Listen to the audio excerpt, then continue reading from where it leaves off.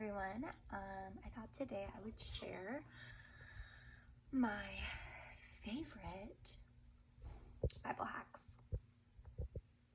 Not feeling good, so my brain's not at 100% capacity.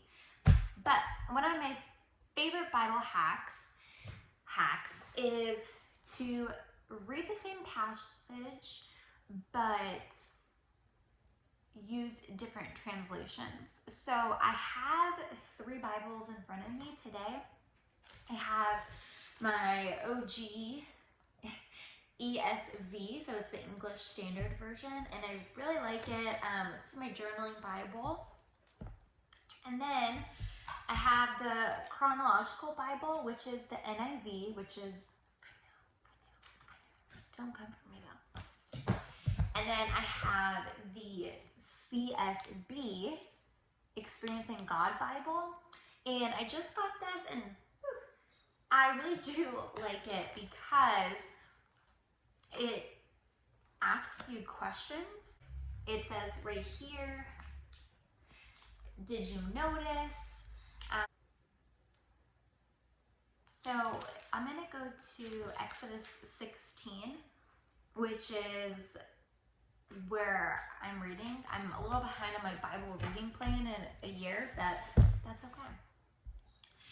So we're in Exodus chapter 16, free from Pharaoh, and they finally get to be released, and this is so striking. The Israelites said to them, "If only we had died by the Lord's hand in the land of Egypt, when we sat by pots of meat and ate all the bread we wanted. Instead, you brought us into the wilderness to make this whole assembly die of hunger." And that's Exodus 16, verse 3. So whenever I read a passage, I like to ask, what does this say about God? What does this say about God's people, or just people in general? Like, what does this say about the person who's in this story, in this scene, if you will? And then in verse 4, it says, "Then the Lord said to Moses, I am going to rain bread from heaven for you. The people are to go out each day and gather enough for that day. This way I will test them to see whether or not they will follow my instructions. On the 6th day," verse 5, when they prepare what they bring in, it will be twice as much as they gather on other days.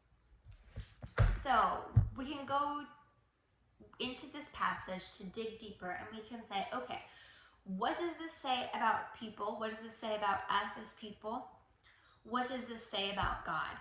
And we as people do not really like change. We're kind of resistant.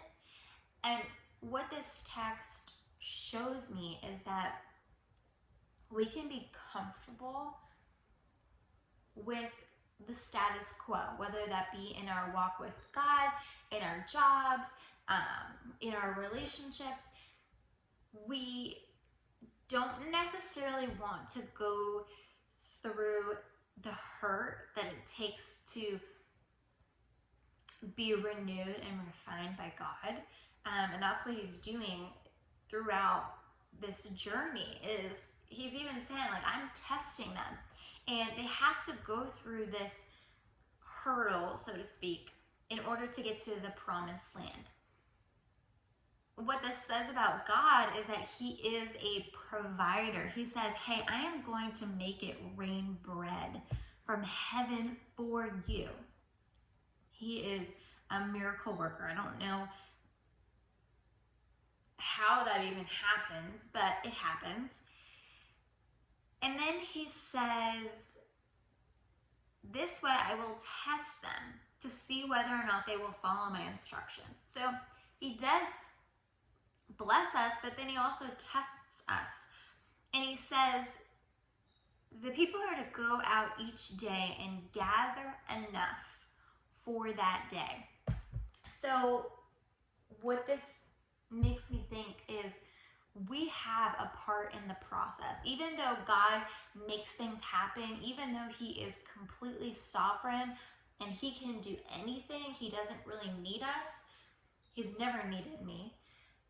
But he wants us to be a part of what he's doing. He wants us to play a role in it. He started that in Genesis with Adam and Eve, and he does it even now to this day. He wants us to play a role in what he's doing. But then he's also saying, like, just take what you need. You don't need to, like, hoard all of this, because I want you to trust me. Don't miss this. I want you to trust that I will provide again and again and again for you, that my supply will not run out. And the American culture is really good about dominating certain things and thinking like, oh my gosh, like what if we run out of this, or what if we don't have enough time for this, or what if something bad happens? And God is saying, like, hey, just trust me. Trust in my faithfulness and trust in my ability to provide for you. Trust in God more than you trust in yourself, in the world around you, and the things that you can do out of striving. So rest in his presence today and remember that he is faithful. He is a provider and he is a miracle worker.